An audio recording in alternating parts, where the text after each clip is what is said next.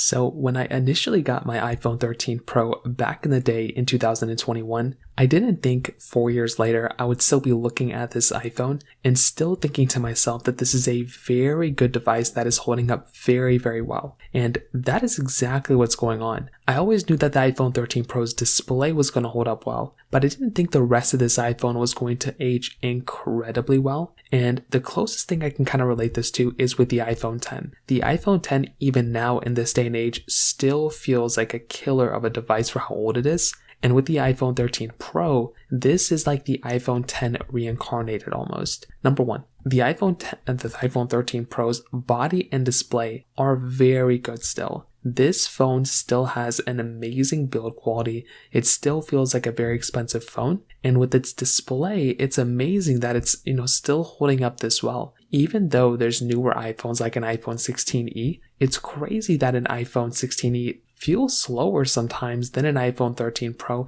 because of that display. That display adds so much extra flavor and so much more, just capability to that type of phone that even though it is older, it feels like a much newer type of phone than some of the, competition simply because of that ProMotion display. And with its build quality, how Apple designed this phone and how it still feels, when I compare it against even my iPhone 17 Pro, the 13 Pro still feels like a very good, very expensive phone, which like I said before, is another really awesome thing going on for this type of device. On top of that, the SIM card tray inside of this phone still feels, I love having a SIM card tray inside of my iPhone. iOS 26 so far, although it's not perfect and there's lots of glitches, it still hasn't really been too, bad of a situation, and I've had a pretty good time with this type of device on that software variant as well. And when I'm looking at this type of phone, so far, it's been holding up very well. Clearly, the newer phones are better, but I'm still very shocked about the iPhone 13 Pro. And in some cases, I'll just never really understand the iPhone 13 Pro because Apple did a really good job with that type of device.